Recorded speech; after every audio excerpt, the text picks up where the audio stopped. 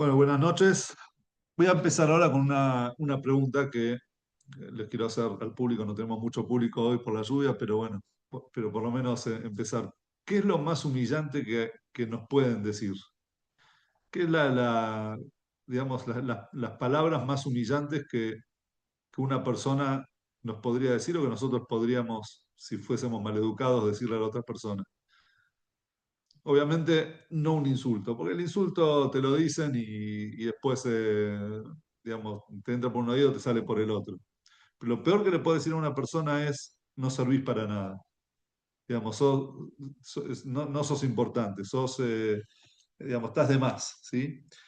¿Y por qué eso nos llega y nos cala profundo y nos duele y nos toca la profundidad de nuestro corazón y de nuestro ser? Es que porque todo ser humano, ya lo hablamos una vez en una de las clases, tiene la necesidad natural de ser importante, de influir en algo, en alguien. O sea, no sentirse insignificante para la sociedad, para el mundo, etcétera. Todos tenemos la necesidad de dejar una marca, una huella, influir en alguien. Y de hecho, todos tenemos también la posibilidad de influir en alguien. ¿Por qué? Porque si no fuésemos necesarios, como ya lo hablamos una vez, Dios no nos mantendría en este mundo. Si el mundo de Dios es perfecto, porque Dios es perfecto y Dios nos puso a nosotros acá, es porque cada uno de nosotros tiene un gran aporte que hacerle a la sociedad y al mundo. Ahora, cuando a nosotros nos dicen no servís, eso es un golpe tan bajo que realmente mucha gente empieza a sentirse que realmente no sirve para nada. Cuentan que había un profesor afroamericano en Estados Unidos, eh, que él le enseña todos los años en su grado, cuenta, digamos, abre el año, abre su ciclo lectivo con sus alumnos, contándole la historia cuando él era chico. Y él dice que él nació en una época, en la época en la que en Estados Unidos los negros, los afroamericanos, eran de segunda, es decir, no los dejaban muchas veces ir a las universidades, los discriminaban, etcétera. Y él no solamente es que ya se sentía, digamos, discriminado, también él había quedado huérfano de padre, y él y su hermano con su mamá, con mucho esfuerzo, una vez se mudaron a un departamento chico, y cuando terminaron de hacer toda la mudanza, la mamá se fue a descansar, y ellos estaban en el comedor de la casa sin nada para hacer. De repente golpea la puerta, y va él y abre la puerta y ve que viene una anciana judía con un plato de pan, que tenía pan con mermelada. Y les dice, bienvenidos vecinos, bienvenidos a la vecindad, estamos muy contentos que estén acá en nuestro edificio. Y les da un plato con pan y mermelada. Entonces este hombre dice, más que el pan y la mermelada, lo que yo me acuerdo es más que el alimento físico, digamos, el alimento del pan, el alimento del cuerpo, fue el alimento del alma. Es sentir, nos hizo sentir que somos importantes en ese edificio, somos importantes en esa vecindad. De repente una persona nos vio a nosotros con dignidad y nos dio esa bienvenida. Eso fue lo que más recuerdo. Ese es el pan con mermelada que nunca voy a olvidar. El ser humano tiene la necesidad de ser importante. Y para eso nosotros tenemos el ser importante significa poder influir en los demás y poder influir en el mundo en el que nosotros vivimos. Y uno se pregunta y dice, yo voy a influir en la gente, ¿quién soy yo para influir en los demás? Para influir, una persona influyente tiene que ser una persona importante, una persona distinguida, una persona que tenga palabra, que tenga poder.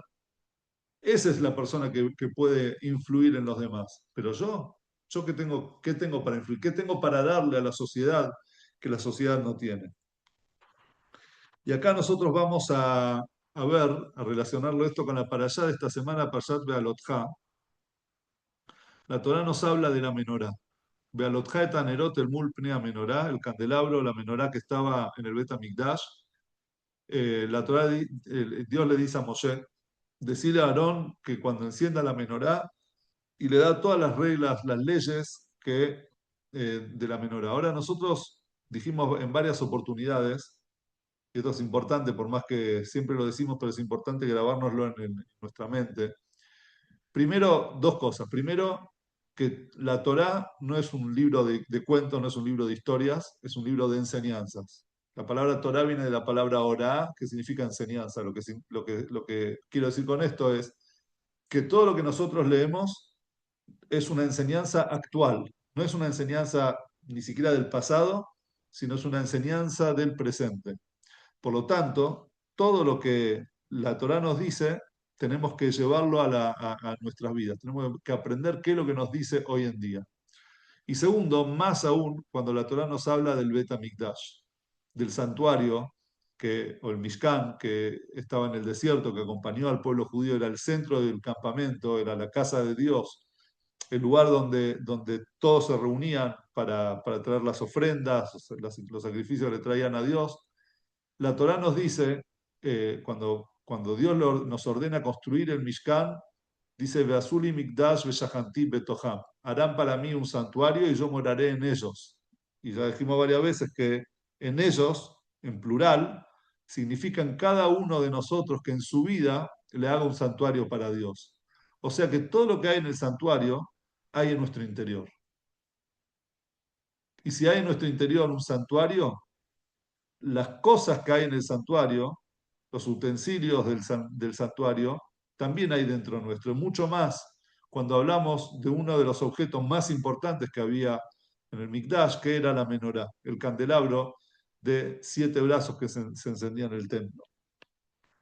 La halajá dice, perdón, nos dice la Torá que la construcción del templo era diferente a lo que en esas épocas, en el modo de construcción que había en aquellas épocas. En aquellas épocas, los palacios o las casas importantes, ¿sí? Las construcciones, digamos, que eran, no estamos hablando de construcciones simples, sino las construcciones importantes que traían grandes arquitectos, tenían una forma particular de construir las ventanas, porque antes no había luz, como nosotros tenemos luz eléctrica, artificial, era luz natural, era luz de sol o la luz de la vela a la noche. Pero de día, cuando las personas estaban en las casas, no encendían la vela porque la vela no iluminaba. ¿Qué luz necesitaban? La luz del sol, la luz de afuera, la luz del exterior. Por eso hacían las ventanas de tal forma que hacia afuera eran más estrechas, más angostas, y se iban ensanchando y ampliando hacia adentro.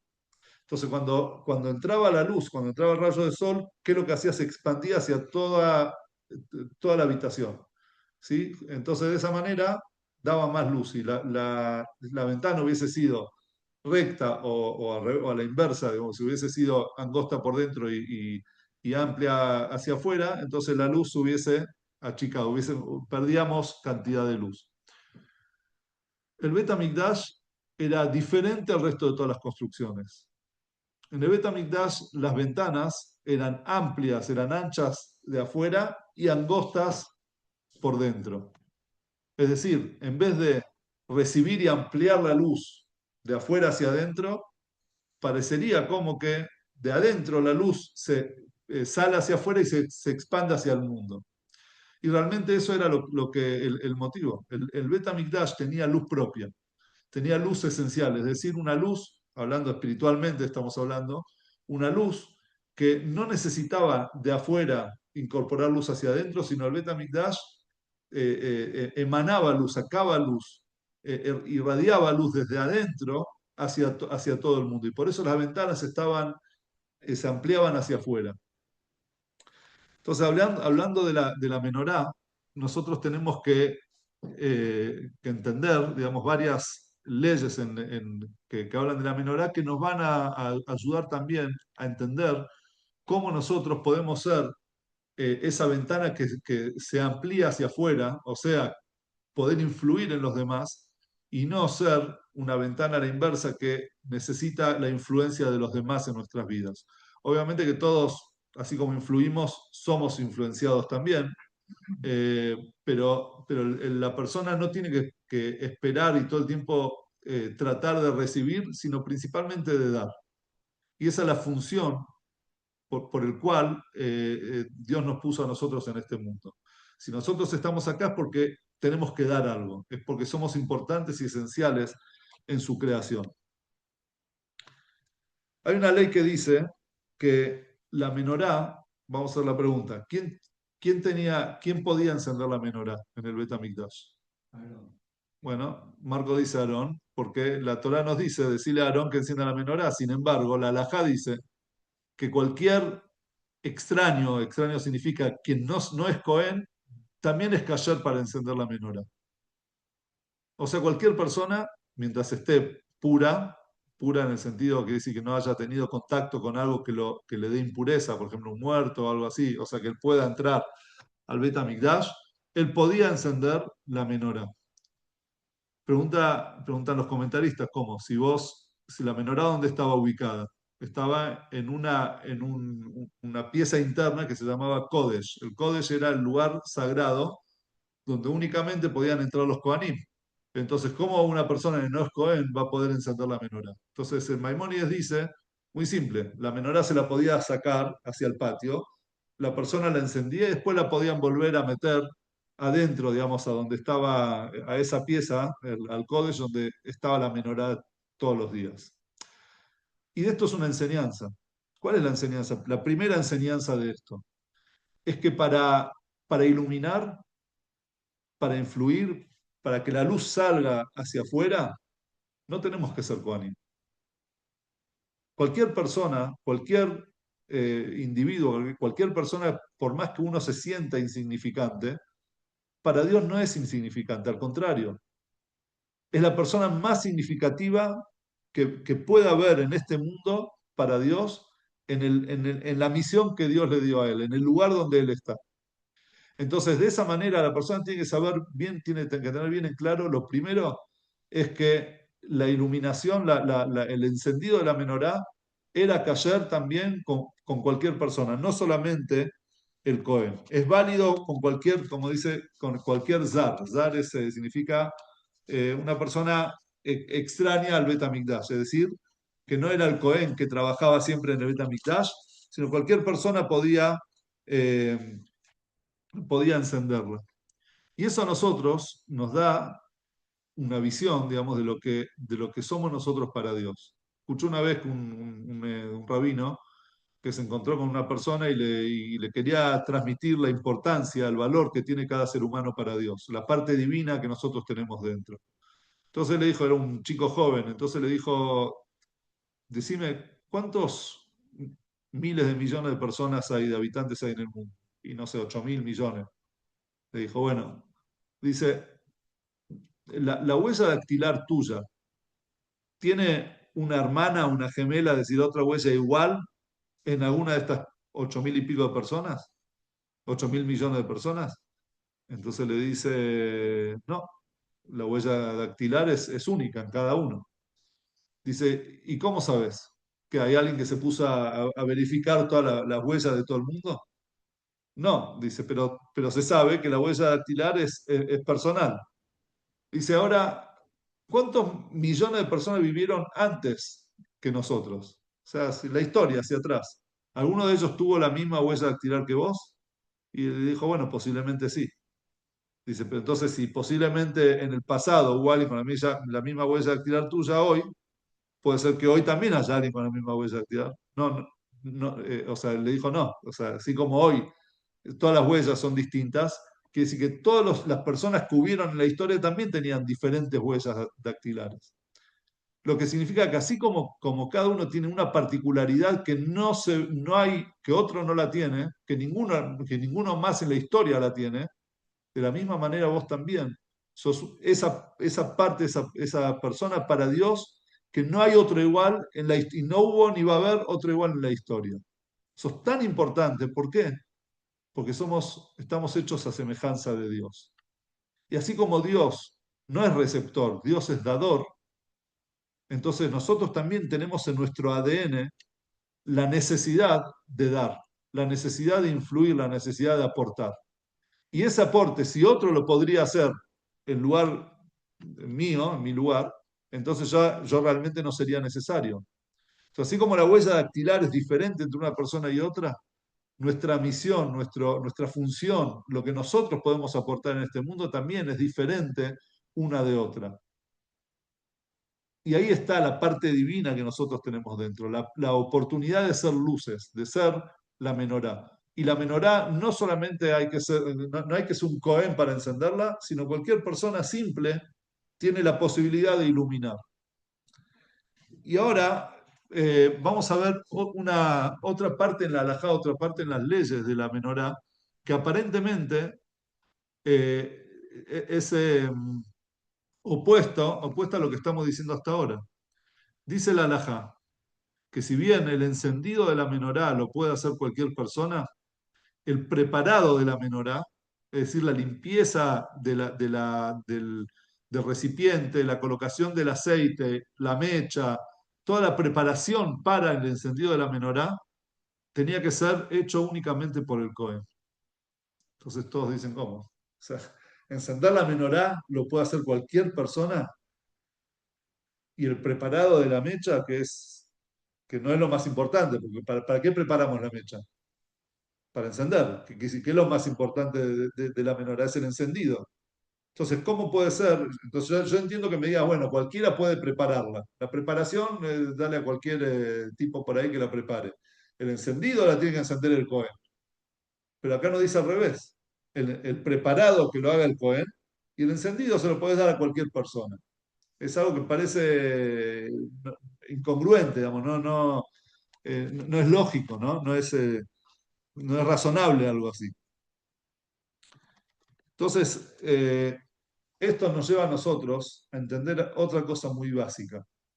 Cuando nosotros queremos influir en el mundo, queremos influir en los demás, en el lugar, en el ambiente donde nosotros estamos, tenemos que tener muy en claro cuál es el punto de partida. Antes de encender, la preparación para el encendido, ¿de dónde nace? Y para eso sí se nos exige a todos nosotros estar en la posición de un Cohen. ¿Qué era un Cohen? ¿Cuál es la idea, cuál es el concepto de un Cohen? Está escrito en la Torá que cuando el pueblo judío entra a la tierra de Israel, eh, Moshe, o sea, Dios por medio de Moshe, dividió toda la tierra por tribus. Es decir, cada tribu tenía su región. Al Cohen no le dio tierra. Y al Cohen no le dio tierra, muy bien. Cada tribu tenía su región, cada familia tenía su pedazo, su parcela en la región de su tribu, pero dice la Torá que la tribu de Leví, ¿cómo? La herencia del Cohen era Dios. Muy bien. ¿Por qué? Dice, pues yo soy la herencia de ellos. Ellos no tendrán herencia en la tierra de Israel porque yo soy su heredad, dice Dios. Yo soy la heredad del Cohen. Entonces, ¿dónde vivían los Cohen? En cualquier sector. En donde lo que la gente le daba. Claro. La gente le daba al Cohen, a los La Kohanim. colaboración. Claro, no, aparte de la colaboración para comer y todo eso, la tierra donde ellos vivían, Entonces tienen que recibir claro, el entonces las familias distribuidas en las diferentes regiones, en las diferentes tribus, le daban a los Kohanim un pedazo de tierra para que ellos puedan vivir. Pero en realidad no era un pedazo de tierra de ellos, que ellos la trabajaban, la labraban, ellos estaban al servicio divino, Dios es, es su heredad, así dice la Torá. ¿Qué es lo que nos dice, qué es lo que nos quiere decir? ¿Cuál es el mensaje que hay para nosotros en este tema? Es que si el Cohen hubiese tenido una parte en la tierra de Israel, entonces su juicio, ¿sí? Cuando él iba a trabajar con la gente, su propio juicio, hubiese sido un juicio que podría llegar a tener algún beneficio propio. Porque yo tengo parte de la tierra, entonces yo voy a guiar las cosas para beneficiarme. Pero cuando yo no tengo ningún beneficio, porque mi único beneficio, porque mi única heredad es Dios, es decir, lo único que a mí me importa es hacer las cosas en aras de Dios, en nombre de Dios, en nombre de la santidad, en nombre de la paz de Dios, entonces ahí es cuando las cosas funcionan. Ahí es cuando la influencia de la persona es genuina, es verdadera. En otras palabras, preparar las mechas, preparar el aceite para el encendido, eso lo tiene que hacer un Cohen. O sea, cuando nosotros vamos a encender, que cualquiera puede encender, tenemos que identificar dentro nuestro si esa influencia, eso es lo que por ejemplo, vamos a tomar como ejemplo una persona que le da un consejo a otro, ¿sí? Entonces, ese consejo es influencia, porque la otra persona, el que recibe el consejo, está siendo influenciado por la persona que le está dando el consejo. La pregunta que se tiene que hacer el que da el consejo es, ¿dónde nace ese consejo? ¿Nace de Dios es mi heredad o de tendrás un pedazo de tierra en la tierra de Israel? Es decir, de algo, de un beneficio propio, o si realmente vos estás dejando todo de lado y lo único que te importa es la persona. Vieron que muchas veces, uno, a veces como padre, por ejemplo, el chico hace algo y el padre se enoja con el chico, pero en realidad lo que nosotros nos estamos enojando con nuestros hijos es por la vergüenza que nos hizo pasar frente al profesor o a la directora o al padre del otro, del amigo, o qué sé yo. Entonces nosotros al final estamos volcando a nuestros hijos no lo que a él le sirve, o sea, para su educación, sino la frustración que nosotros sentimos la vergüenza que nosotros sentimos frente a los demás. Por ejemplo, el ego, el que tocó nuestro ego, que como mi hijo no me hizo caso a lo que yo le dije. Entonces la pregunta es, ¿vos qué estás viendo? ¿El beneficio del chico o estás viendo tu propio beneficio? Eso es preparar la llama. Cuando vas a influir a alguien, prepararla como un Cohen que toda su heredad era Dios. Una vez me contó un rabino que nos ayuda acá, nos hizo la mikve. Dijo yo, cuando mis chicos eran chicos, antes de castigarlos, digamos, si hacían algo malo, no los castigaba, no reaccionaba, sino me paraba y decía, Leshem Ihud, en aras de Dios, por favor Dios, le pedía, hace que este castigo sea para que mi hijo aprenda y o sea, le pedía a Dios, le hacía un rezo a Dios y ahí recién iba y castigaba. ¿Por qué? Dice, porque si yo voy y castigo directamente, entonces estoy reaccionando, es una reacción. Y las reacciones no siempre son por la educación del hijo, no son a favor del hijo. Las reacciones son a veces la frustración del padre. Pero para que eso sea en Nara, digamos, para que pueda educar a mi hijo, entonces yo primero le pido a Dios. Cuando le pido a Dios, en mi cabeza yo me estoy tranquilizando y estoy dándole lugar a que fluya, digamos, esa educación para mi hijo. Entonces lo mismo pasa también en todos nosotros cuando queremos influenciar en este mundo, queremos encender la llama de la menorá, queremos que nuestra luz salga hacia todo, para todos lados. Primero tenemos que entender e identificar nuestras intenciones. ¿Qué es lo que nosotros realmente queremos por dentro?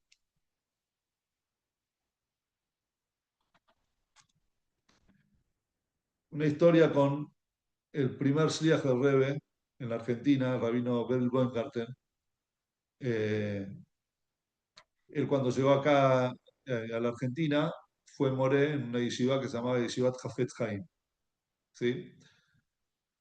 Una vez él llegó en Shabbat a la yeshiva y de uno de los chicos de la yeshiva salía olor a cigarrillos, como que tenía mucho olor a cigarrillos. Y él dice, "Qué Shabbat, el chico en una yeshiva, un chico religioso que fumó.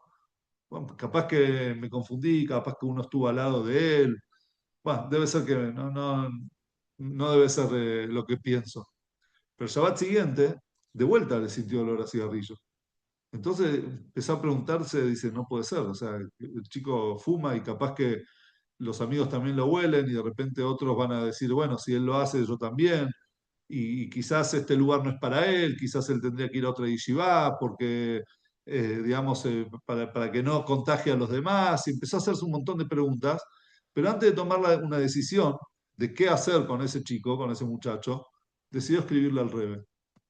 Entonces le puso al Rebbe le detalló en una carta, bueno, lo que había sentido todo, y también lo que él había pensado, que quizás ese lugar no era para este chico, que no hay lugar para un chico que fuma en Shabbat, que enciende fuego en Shabbat en nuestra institución, digamos, en una institución religiosa, y que quizás a él lo tendrían que sacar de la yeshiva, mandarlo a otro lugar para que el resto de los chicos no tomen ese ejemplo.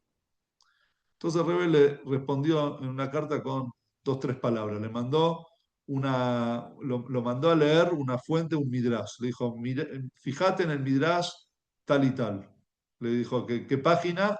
Lo mandó a leer al libro, o sea, lo mandó a fijarse en el libro.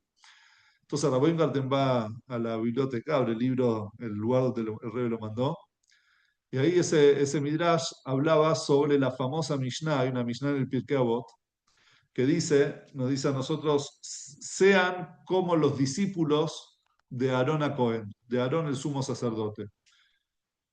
¿Qué era Aarón el Cohen? Oev Shalom, Verodef Shalom. Él amaba la paz y perseguía la paz.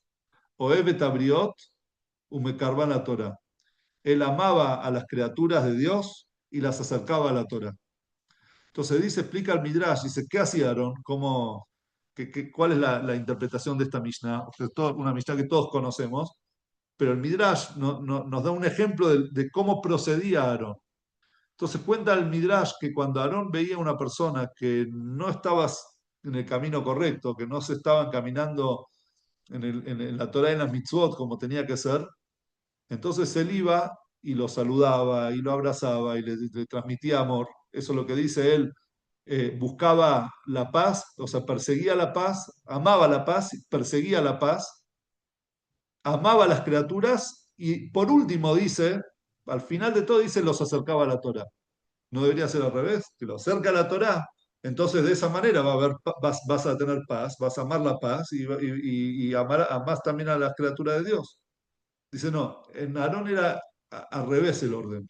Él iba y les transmitía tanto amor, tanto tal cual eran, sin decirle, sin abrirle la boca, sin decirle, mirá, vos hiciste tal cosa, te equivocaste, hace esto, lo otro.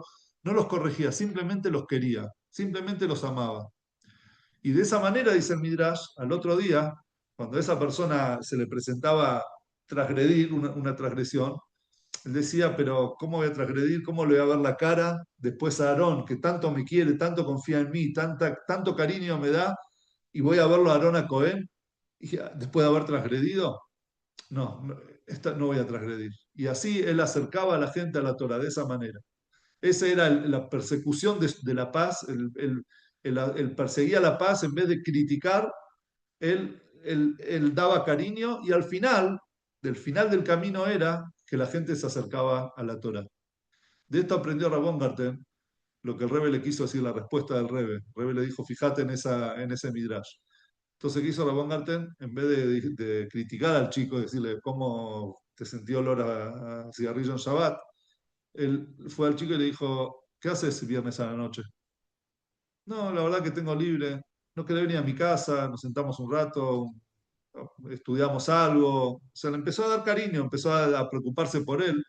Entonces el chico automáticamente, si de repente el vacío, quizás que él sentía, el vacío espiritual, que ahora lo llena con ese espacio, con su rab, estudiando juntos un Shabbat a la noche, lo llevó después a solo dejar de fumar en Shabbat. Eso es el Arona Cohen, eso es cómo el Cohen prepara la mecha, prepara la llama para ver el bien del otro, no mi bien. Si yo voy y reacciono, cuenta una vez, contó un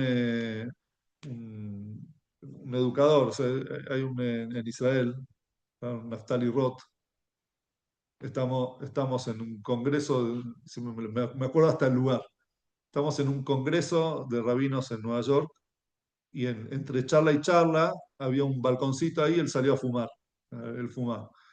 Entonces, justo yo estaba ahí, me puse a charlar con él, es una persona muy conocida. Y entre charla y charla es esa gente que no, que el estar al lado de él es un aprendizaje. Entonces él empieza a contar que una vez, no sé cómo salió el tema también de la educación, que había un moré en Jerusalén, que una vez llegó, él siempre llegaba temprano, siempre estaba antes que todos los alumnos. O sea, nunca lo vio llegar tarde a una clase en el colegio. Pero una vez, un día tuvo un problema en la casa, no sé, no me acuerdo bien había sido el problema, y por primera vez en toda su vida llegó un poquito, unos minutos tarde a la quitá. Y cuando él llega al aula, cuando llega al colegio, había un chico parado en la puerta, mirando el reloj así, mirando y mostrándole al Moré el reloj.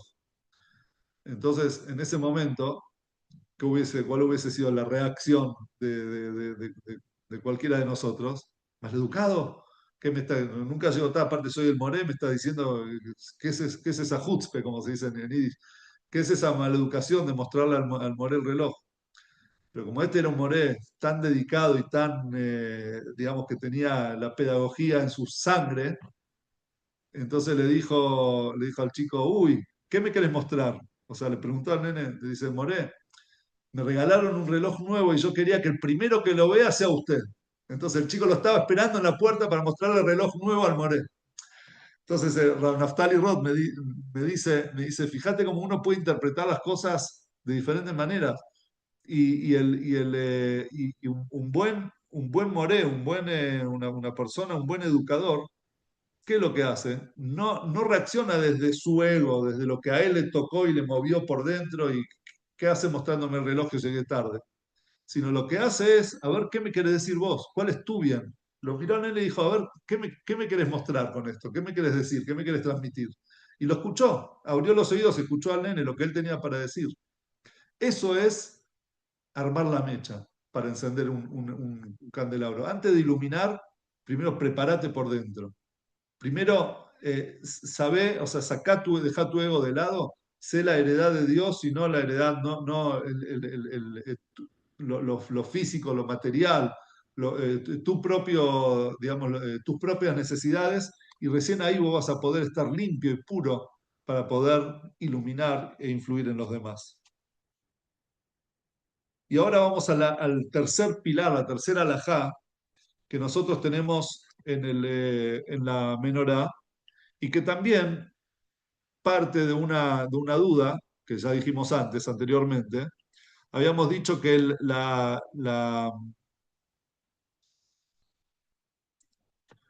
habíamos dicho que la menorá podía ser encendida por cualquier persona. Y dijimos, ¿cómo puede ser que cualquier persona puede encender la menorá si la menorá estaba ubicada en un lugar donde cualquier persona no podía entrar, solamente el Cohen? ¿Qué dijimos? La menorá puede salir, se la encendía y después se la vuelve a entrar. Entonces, si toda la idea de la menorá es que la menorá ilumine y que por eso las ventanas estaban hacia afuera y todo lo que dijimos, ¿qué problema había que la menorá se quede en el patio? O sea, la sacaste afuera para encenderla, la encendieron en el patio del Bet Amidash. El patio es abierto, ni siquiera tiene, o sea, no hay ni techo había en el patio. Entonces, ¿no es mejor que se quede en el patio? ¿Por qué la tenemos que volver a meter de vuelta adentro, a un lugar interno y reservado y exclusivo del Bet Amikdash? ¿Por qué no podía quedar afuera? Y acá viene la tercera enseñanza de todo esto. Uno no puede llevar, no puede influir en el otro, no puede llevar a la otra persona al lugar donde él mismo nunca estuvo. Entonces, la persona tiene que, antes que influir, o sea, para poder influir en los demás, a medida que influyen los demás, una persona que es influyente, primero tiene que saber que la influencia tiene que salir de lo interno de nuestro ser. Es decir, así como la menorá iluminaba desde el Kodesh, desde ese lugar, desde ese cuarto íntimo, desde ese lugar sagrado, ese lugar donde nadie podía ingresar, entonces desde ahí la menorá iluminaba, en ese mismo lugar es donde nosotros tenemos que iluminar. Es ese Kodesh, esa parte sagrada, interna que está dentro nuestro, o en otras palabras, lo vamos a llevar más abajo, lo vamos a bajar un poco más. Muchas veces nosotros caemos en la mediocridad de pensar, de compararnos a los demás. Como, como, en el lugar donde yo estoy, por ejemplo, de, no sé, la gente es de esta manera, y yo soy un poquito, digamos, sé un poco más que ellos, entonces yo ya no hace falta que yo trabaje mucho interiormente porque ya alcanza con lo que yo hago. ¿Sí? Es como decir un jugador de fútbol de Nacional B, alcanza, yo igual estoy en el Nacional B, para el Nacional B estoy bien. No, vos estás bien para el Nacional B porque estás jugando en el Nacional B, pero vos, como jugador, tenés que aspirar a ser mucho mejor, ser primera A, ¿sí? Entonces la persona no puede compararse a lo que digamos, a la gente que está alrededor suyo. La única comparación que puede tener la persona es, o la única competencia que tiene el ser humano es consigo mismo, con el ayer. Es decir, eh, mi ayer, mi hoy en realidad, ¿es mejor o peor que mi ayer? No mirar a los demás y decir, bueno, en comparación a él, yo estoy bien. Yo estoy bien, bueno, son todos se sacaron un 7, yo me saco un 8, listo, está bien. No, eso es ser mediocre. La persona que quiere, que necesita influir en los demás, la mejor influencia es cuando el otro ve que vos mismo te autosuperás. No que te superás en comparación a los demás, sino que te superás en comparación a vos mismo. Que vos haces un trabajo interno, un trabajo personal, día a día, de tratar de ser mejor y mejor persona. Esa es la mayor influencia que la persona puede tener. Esa es la mayor iluminación, es la menorá como ilumina desde un cuarto interno, desde lo más interno del Bet HaMikdash, con las ventanas que salían hacia afuera. No poner la menorá afuera. No es la idea de decir, bueno, yo con la gente, digamos, en el afuera, es decir, en el nivel exterior que hay, entonces yo ya estoy bien. Ahí no estás trabajando, no te estás superando. ¿Cómo le vas a pedir a la otra persona que haga, que se supere si vos mismo no te superás? El Rebbe Rajab, creo que era el Rebbe Rajab, una vez recibió en una audiencia privada una persona que le contó lo que le contó, algo muy malo que había hecho, y el Rebbe Rajab le pidió, le venía a pedir un consejo al Rebbe, entonces el Rebbe le pidió que salga un rato que necesitaba pensar. Entonces estuvo un buen rato el Rebbe, pidió que nadie entre a su oficina, que corten todas todos los turnos que habían, y se quedó un buen rato hasta que al final lo llamó y le dio su consejo, le dio su bendición también. Entonces después su secretario le preguntó, le dice, Rebbe, ¿qué pasó? O sea, que tú cortó todo, usted es un Rebbe, ¿cómo no le dio directamente el consejo, la brajá?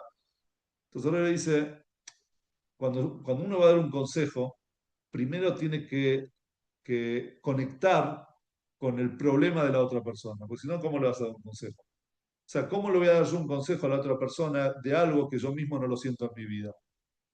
Entonces yo necesitaba buscar algo dentro mío, parecido, obviamente, con esa gravedad, digamos, no, obviamente el Rebbe nunca había hecho nada, pero espiritualmente o en algún nivel elevado, él tenía que identificar dentro suyo una grieta que era parecida a lo que ese Hasid estaba contando para poder ver cómo él lo iba a reparar su propia grieta y de esa manera darle el consejo al Hasid.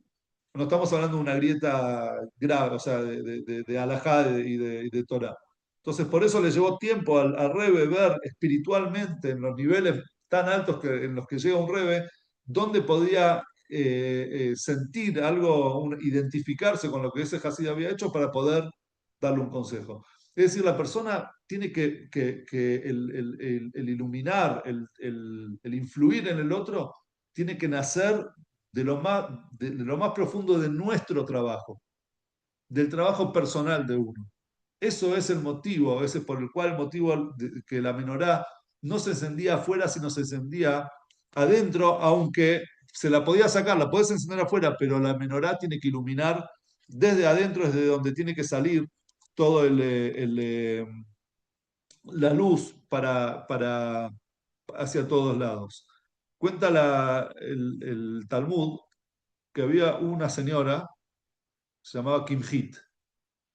Kimhit tuvo el mérito de que sus 6 hijos fueron sumos sacerdotes en el Bet HaMikdash. No Kohanim simples, fueron Kohanim Gdolim, sumos sacerdotes, o sea, lo más alto a lo que podían aspirar y llegar. Entonces los sabios del Talmud le preguntaron a Kimhit, Kimhit, ¿qué mérito tenés? ¿Qué hiciste para que, cómo educaste a tus hijos para que todos hagan Kohanim Gdolim? ¿Saben lo que dijo Kimhit? Dice, no sé, nunca, como dijo, las vigas de mi casa, es decir, el techo de mi casa, nunca me vio a mí un pelo. Es decir, ella era tan recatada, se cubría el pelo de tal forma que ni siquiera cuando estaba dentro de su casa, se sacaba, le salía un pelito del pañuelo, digamos, con lo que ella se cubría. Entonces acá uno se pone a pensar y dice, espera, ¿cuál era la pregunta que le hicieron los sabios del Talmud? ¿Cómo hiciste para que tus hijos sean Kohanim Dolim? O sea, ¿cuál es la educación? ¿Qué les dijiste a tus hijos? ¿Qué le responde ella? Lo que ella hacía en secreto en su casa que nadie la veía. Y esto de acá aprende nuestros sabios una gran lección. Vos para educar, no siempre la educación es en lo que vos decís. Principalmente la educación es en lo que vos haces. Una persona educa más, influye más desde lo que él hace, desde su propia experiencia, es decir, que la gente lo ve y dice, es un ejemplo de persona, mirá lo que hace él, mirá cómo se conduce, cómo habla, cómo trabaja consigo mismo, cómo se supera a sí mismo, y esa es la inspiración, de esa manera uno inspira en los demás, mucho más que cuando uno va y le dice, vos tenés que hacer esto, esto, lo otro, aquello. Las palabras, uno dice, bueno, me dijiste palabras, pero ¿y vos qué? Pero cuando una persona ve el esfuerzo que hace uno mismo consigo mismo, entonces esa es la influencia principal. Y quiero terminar con una historia eh, con Menachem Begin. Menachem Begin fue primer ministro de Israel. Antes de ser primer ministro y después de ser primer ministro de Israel, él tenía, y durante también, él tenía una relación muy estrecha con el Rebbe y lo fue a ver varias veces, se aconsejaba mucho con el Rebbe, tenía largas audiencias y en fin. Y una vez, una de esas audiencias que él tuvo con el Rebbe, terminando la charla de temas secretos que no, nadie sabía que lo que hablaban entre ellos, el Rebbe le dice, primer ministro, bueno, no sé si era primer ministro en esa época o si era antes, pero no, en ese momento era el jefe de la oposición, tipo estaba el principal de la oposición, ¿eh? Él era de Likud. Y, y le dice Menachem, dice, ¿te puedo pedir un favor personal?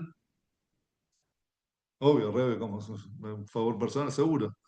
Dice, mira, recibí una carta de unos padres, unas personas de Francia, que su hija se está asimilando, se está por casar por iglesia, y están desesperados, no saben lo que hacer. Y bueno, vos hablas francés, y vos una persona influyente, todo el mundo conoce a Menachem Begin, es una figura que representa mucho, en esa época representaba mucho en Israel. Dice, ¿podés desviar cuando vuelvas a Israel, hacer una parada, o sea, viajar vía Francia y reunirte con esta chica y tratar de influir en ella para que siga el camino de la Torá, el camino del judaísmo? Y yo te pago todos los gastos, le dijo el rey. Todos los gastos de más que tengas por hacer ese cambio, corren por mi cuenta. Entonces Menachem Begin, sí, bueno, obvio, como no, él estaba en función, pero dijo, bueno, el Rebbe me lo está pidiendo, decidió ir vía París, a hacerle caso al Rebbe. Entonces fue y citó a la chica al hotel. Cuando la chica, ¿cómo? Menachem Begin conmigo, o sea, que me quiere charlar, que yo cuando llega ahí al lobby del hotel y lo veo a Menachem Begin sentado ahí en el lobby esperándola, se sorprendió, se llenó. Entonces Menachem Begin le dijo, mira, bueno, no sé lo que le dijo exactamente, pero me imagino que le habrá dicho, eh, ¿por qué no venís a casa? ¿Por qué no venís a Israel? Eh, eh, bueno, perdimos 6 millones de judíos en la Shoah, era después de la Shoah, y no queremos perder ni uno más, y quiero que tu casa es Israel, y etcétera. No sé lo que le habló, lo que le habrá dicho. Esta chica hizo aliyá, le hizo caso a Menachem Begin, cortó con su novio, hizo aliyá, fue a vivir a Israel y después formó una familia en Jerusalén. Y Menachem Begin decía, mirá lo que es el favor personal de un rebe. Ese es el favor personal de un rebe. Y esto a nosotros nos enseña cómo nosotros tenemos que ser cuando influimos en los demás. Cuando una persona quiere hacer un bien para la sociedad, un bien en los demás, tiene que saber que lo que uno quiere dar no es lo que uno quiere, sino lo que se tiene que preguntar qué es lo que el otro necesita realmente para darle, no lo que yo desde mi lugar le quiero dar o me gustaría darle. Uno tiene que hacerse como un Cohen, preparar las cosas como un Cohen para poder iluminar también como una persona simple. Pero siempre todo desde el amor, desde el cariño, desde la empatía, desde el lugar donde la persona realmente trabaja consigo misma, ¿sí? Se esfuerza desde el ejemplo. De esa manera una persona puede invertir sus ventanas y en vez de estar en posición de recibir, ponernos a nosotros mismos en posición de dar y de influir en los demás. Y de esa manera poder ser importantes y necesarios para nuestra sociedad.